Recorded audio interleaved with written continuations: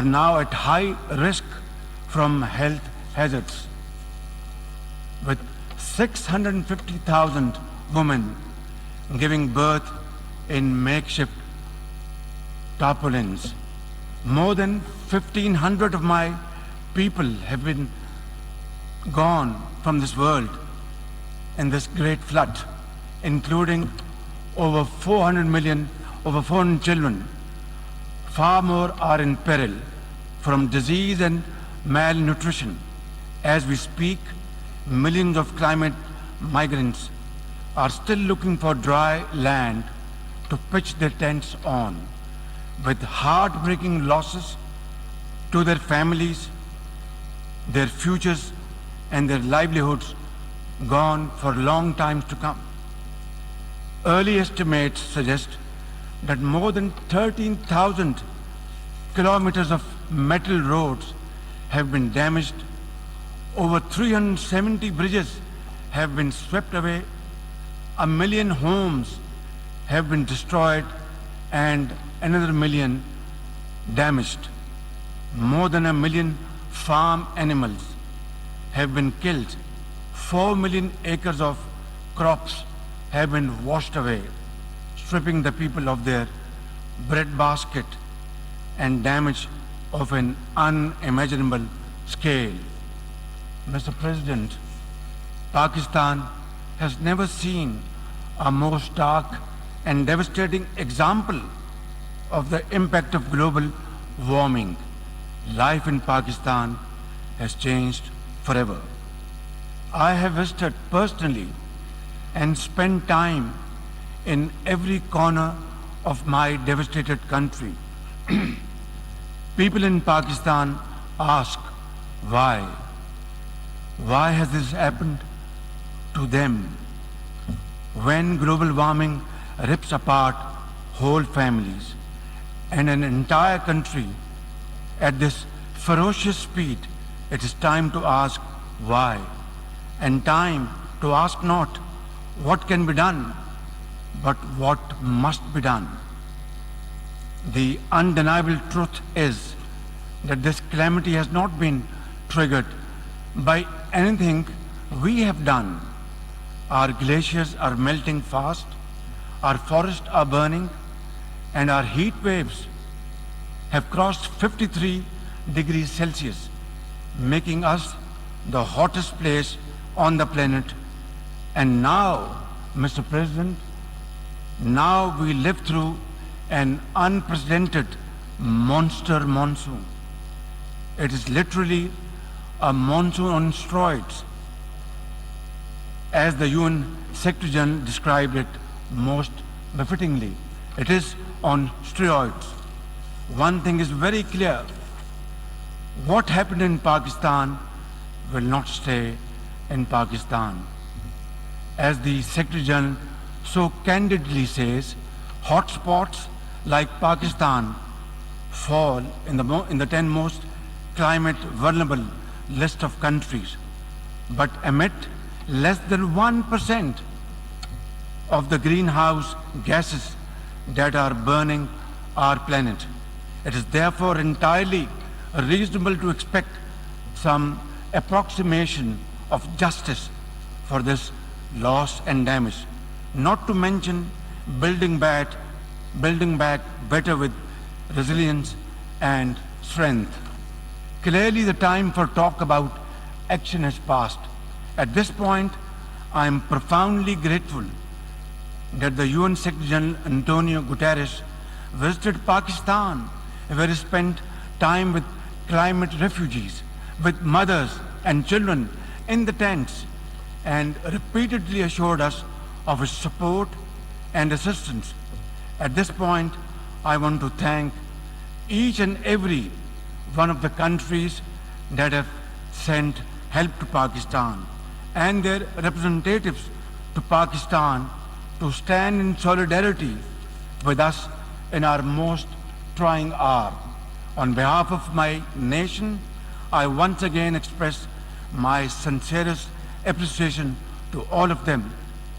Excellencies, the impacts on the health and wealth of my country are beyond calculation at this point. So my real worry is about the next stage of this challenge, when the cameras would have gone or left this august assembly and the story just shifts away to conflicts like the Ukraine. My question is, will we be left alone, high and dry, to cope with a crisis which we did not create, not of our doing? Where from and how to begin with to rehabilitate and reconstruct after the rescue and relief effort, which is still going on for 12 long weeks.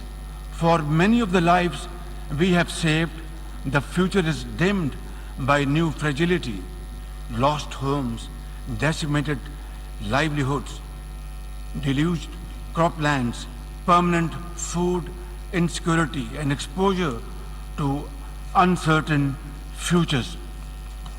Some 11 million people will be pushed further below the poverty line, while others will drift to cramped urban shelters, leaving little room for climate-smart rebuilding. Mr. President, for now, we have mobilized all available resources at our domain, squeezing resources from left and right towards the national relief effort, and repurposed all budget priorities, including development funds, to the rescue and first order needs of millions, cash transfers to the most affected 4 million women, heads of household, had begun weeks ago via our social security program, the Benazir Income Support Program. It has been established in the name of former late Prime Minister Benazir Bhutto, and her son is our foreign minister today. 70 billion rupees, or almost $300 million from our own pocket we are spending on this program. But at this point, the gap between our urgent needs and available resources is increasing by the day and amplified by the sheer unprecedented scale of this disaster. Our manpower and resources are totally overwhelmed and overstretched. The question to raise here is quite simple. Why are my people paying the price of such high global warming through no fault of ours? We have no contribution in this. Nature has unleashed her fury on Pakistan without looking at our carbon footprint, which is next to nothing. Our actions did not contribute to this. The dual cost of global inaction and climate injustice are having a crippling effect on both our treasury and our people, right here, right now, over there. Mr. President, this is going to be a long haul, and under these most trying circumstances, hope is the best enemy of darkness. And Pakistanis are known to be exceptionally resilient people. For my part, I am fully committed, fully geared to fighting this battle for our survival in the tents, in the trenches with my people, until we have rebuilt Pakistan to face the growing challenges of this century. It is high time we took a pause from the preoccupations of the 20th century to return to the challenges of the 21st century. The entire definition of national security has changed today, and unless the leaders of the world come together to act and act now on an agreed common agenda, there will be no earth to fight wars over. Nature will be fighting back, and for that, humanity is no match at all. Mr. President, Pakistan's urgent priority right now is to ensure rapid economic growth and lift millions out of poverty and hunger. To enable any such policy momentum, Pakistan needs a stable external environment. We look for peace with all our neighbors, including India. Sustainable peace and stability in South Asia, however, remains contingent upon a just and lasting solution of the Jammu and Kashmir dispute. At the heart of this long-standing dispute lies the denial of the inalienable right of the Kashmiri people to self-determination. India's illegal and unilateral actions of 5th August 2019 to change the internationally recognized disputed status of Jammu and Kashmir and to alter the demographic structure of the occupied territory further undermined the prospects of peace and inflamed regional tensions. India's ruthless campaign of repression against Kashmiris has continued to grow in scale and intensity. In pursuit of this heinous goal, New Delhi has ramped up its military deployments in occupied Jammu and Kashmir to 900,000 troops, thus making it the most militarized zone in the world. The serial brutalization of Kashmiris takes many forms: extrajudicial killings, incarceration, custodial torture and death, indiscriminate use of force, deliberate targeting of Kashmiri youth with pellet guns, and collective punishments imposed on entire communities. In a classic settler colonial project, India is seeking to turn the Muslim majority Jammu and Kashmir into a Hindu territory through illegal demographic changes. Millions of fake domicile certificates have been issued to non-Kashmiris. Kashmiri land and properties are being seized. Electoral districts have been gerrymandered and over 2.5 million non-Kashmiri illegal voters fraudulently registered. All this is in blatant violation of Security Council's resolutions and international law, particularly the 4th Geneva Convention.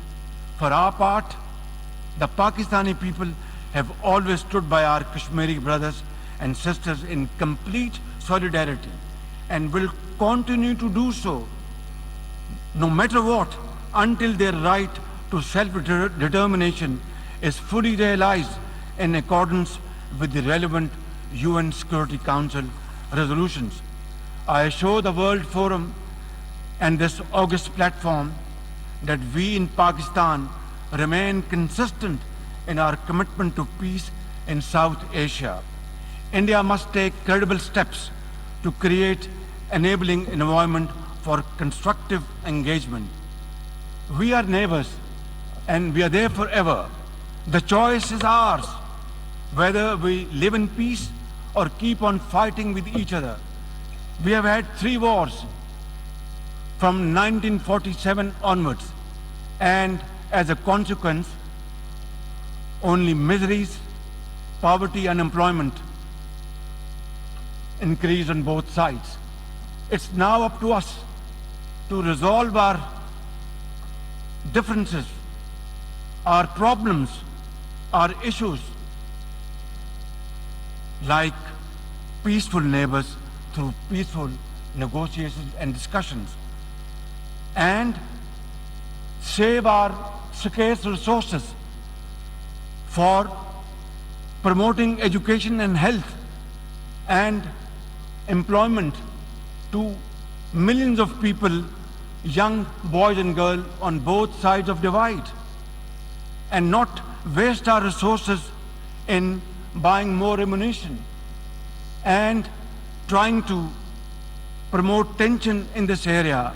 I think it's high time that India understands this message loud and clear, that both countries are armed to the teeth. War is not an option. It is not an option. It is not an option. Only peaceful dialogue can resolve these issues so that the world become more peaceful in time to come. Mr. President, Afghanistan today presents a unique challenge. 30 million Afghans are left without a functional economy.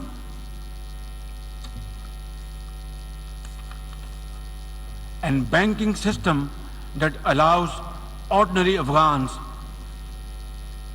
to make a living, to be able to build a better future. Pakistan would also like to see Afghanistan, which is at peace with itself and the world, and which respects and nurtures all its citizens without regard to gender, ethnicity, and religion. Pakistan is working to encourage respect for the rights of Afghan girls and women to education and work. Yet, at this point, isolating the Afghan interim government could aggravate the suffering of the Afghan people who are already destitute. Constructive engagement and economic support are more likely to secure a positive response. A peaceful, prosperous, and connected Afghanistan in our collective interest.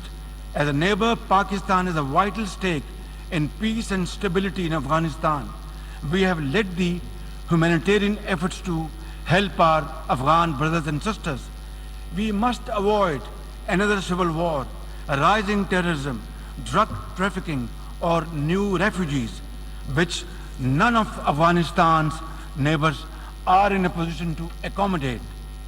Pakistan urges the international community to respond in a positive way to the UN Secretary General's appeal for $4.2 billion in humanitarian and economic assistance to Afghanistan. Release Afghanistan's financial reserves, essential to revive its banking system.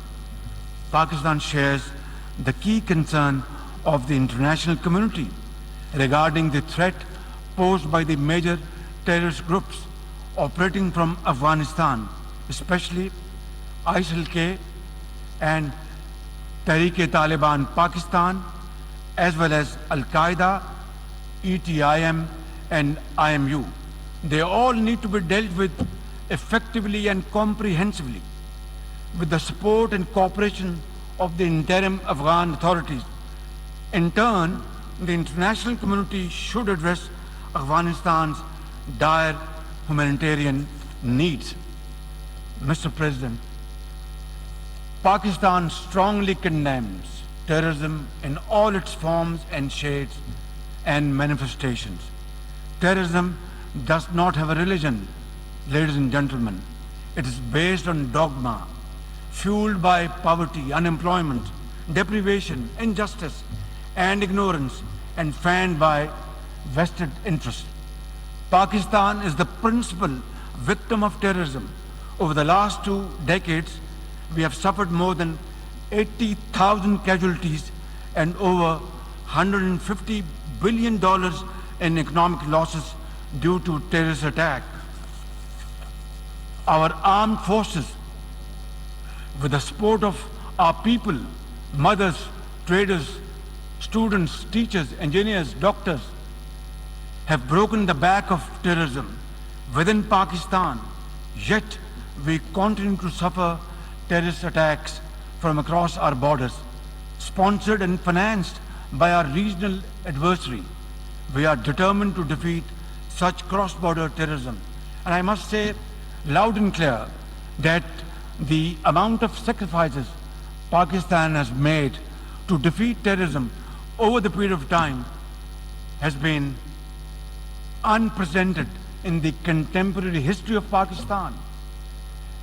I tell often to my friends, if you see somebody, a mother or a child or a boy limping on the streets of Pakistan, maybe he was a victim of terrorists years back. That is the kind of sacrifice Pakistan is paid. Our generals, our soldiers, our doctors, mothers, teachers, students, and traders, they all paid their lives for Pakistan's well-being and defeated terrorism. And this peace which was restored back in Pakistan after great sacrifices is not only for Pakistan, it is a peace for global countries and global community. And we are very proud of it. And this is the biggest manifestation of our commitment, our concern, and our continued efforts to defeat terrorism wherever it is. Mr. President, Islamophobia is a global phenomenon. Since 9/11, suspicion and fear of Muslims and discrimination against them have escalated to epidemic proportions. The officially sponsored campaign of oppression against India's over 200 million Muslims is the worst manifestation of Islamophobia. They are subjected to discriminatory laws and policies, hijab bans, attacks on mosques, and lynchings by Hindu mobs. I am particularly concerned by the calls for genocide against India's Muslims by some extremist groups. Earlier this year, this assembly adopted a landmark resolution introduced by Pakistan on behalf of the OIC, designating 15th March as the International Day to combat Islamophobia. It's my sincere and ardent hope that this should lead to concrete measures by the UN and member states to combat Islamophobia and promote interfaith harmony. Mr. President, Pakistan is deeply concerned by the numerous conflicts across the Middle East, including in Syria and Yemen. We support all possible efforts to promote their peaceful resolutions. We call on Israel to put an immediate end to the blatant use of force and flagrant violations of human rights of the Palestinian people and the repeated desecration of the holy Al-Aqsa Mosque. The only just, comprehensive, and lasting solution of the Palestinian question is the acceptance of a viable, independent, and contiguous Palestinian state with the pre-1967 borders and Al-Quds, Al-Sharif as its capital. Mr. President, the Security Council and the General Assembly must be empowered to play their respective roles under the UN Charter. The Security Council must be expanded by adding 11 new non-permanent members to make it more representative, democratic, transparent, effective, and accountable. Adding new permanent members will paralyze the Council's decision-making, enlarge its representational deficit, and create new centers of privilege in violation of principle of sovereign equality of member states. The nations of the world must step back from the precipice. We must restore peace in Europe, avoid a war in Asia, and resolve festering conflicts across the world. We must revive the vision which created the United Nations, a vision which is often blurred by national interest and hegemonic designs. Pakistan is a partner for peace. But, Mr.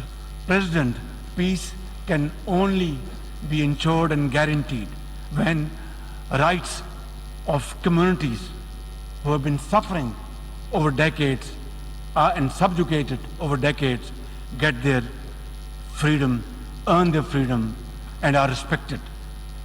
In this behalf, before I conclude, Mr. President, I would once again repeat at the cost of repetition that we want to have peace with India, but long-lasting, enduring peace can only be ensured and guaranteed through a just and fair solution of Kashmir, providing rights to the people of Kashmir under UN Charter, according to Security Council resolutions, the right of self-determination, and I will be most forthcoming to sit down then and talk to our Indian counterparts to pave the way forward for future so that our generations do not suffer, so that we spend our resources on mitigating miseries, on building structures to face these floods and outbursts of clouds. We are developing societies. We don't have unlimited resources. We must deploy our resources for the well-being of the people, for our children, for their promotion, for their empowerment, for their employment, for health, for education, and make Pakistan, and of course other developing societies must find their own place in community of nations through hard work, untiring efforts and sacrifice. That is the only way forward. Therefore, we will work with all those committed to the United Charter's principles to restore the vision which created the United Nations and to equip this organization with the capacity to preserve global peace and promote universal prosperity. I thank you. От имени Ассамблеи хочу поблагодарить премьер-министра Исламской Республики Пакистан за только что сделанное заявление и прошу службу протокола проводить его превосходительство.